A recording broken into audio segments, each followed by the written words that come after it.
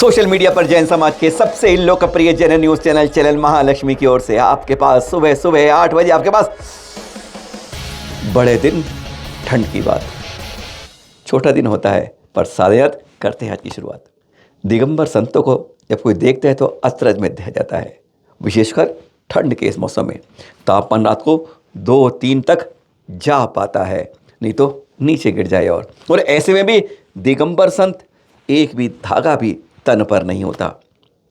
चतुर्थ काल में कहते थे पंचमाश्चर्य होते थे, पर आजकल तो चलते फिरते अजूबे अगर देखने हैं तो एक बार केवल दिगंबर संतों को देख लो।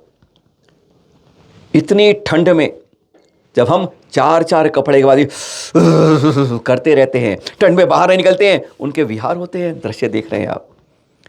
ऐसी कपकपाती ठंड में कहते हैं रूह कांप जाए, शरीर का खून जम जाए। ऐसे के अंदर कैसे दिगंबर संत रह लेते हैं, इस बारे में चैनल में सीधी बात करी थी गुरुवर आचार्य श्री सुनील सागर जी से। क्या कि राज क्या होता है इनके अंदर कि 80 साल के भी होते हैं और कोई युवा 18 भी होते हैं, कोई बहुत चल नहीं पाते हैं, वह भी दिगंबरत्व का पूरा पालन करते हैं अपनी चर्या का। कैसे कर लेते हैं आखिर अंदर ऐसा क्या होता है जो खून आपका नहीं जमता है, चर्या आराम से चल जाती है, 24 घंटे यूं ही रह जाते हैं? ऐसा राज क्या है?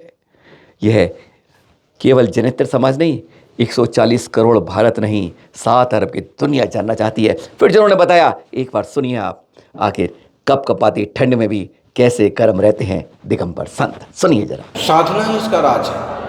तप, त्याग, ब्रह्मचर्य, सहनशीलता, उसके बल पर ही उन्हीं सर्दी और गर्मी को सहन कर पाते हैं। सर्दी तो इन्हें भी लगती है, कफ भी हो जाता है, अस्वस्थ भी हो जाते हैं, फिर भी तीर्थंकरों के मार्ग और अपनी साधना के प्रति समर्पित होकर के आगे बढ़ते रहते हैं। उनकी अपनी दृढ़ता, उनका अपना आत्मज्ञान, देह को वो आत्मा से भिन्न जानते हैं, अपने आत्मा को शरीर से भिन्न मानते हैं। इसलिए वो ज्ञान दर्शन स्वभाव वाले आत्मा की रुचि करते हुए देह से विरक्त हो जाते हैं और विरक्त रह करके शीतलता आदि को एक तरह से धीरता से, गंभीरता से सहन करते रहते हैं, झेलते हैं। झेलने में थोड़ी सी ताकत लगती ज़रूर है, लेकिन थोड़ा सा अभ्यास भी हो जाता है और कई बार अस्वस्थ भी हो जाते हैं। फिर भी अपने वीतराग स्वभाव की सुरक्षा में वो कोताही नहीं बरतते हैं, परिसर जय करते हैं, जीतते हैं।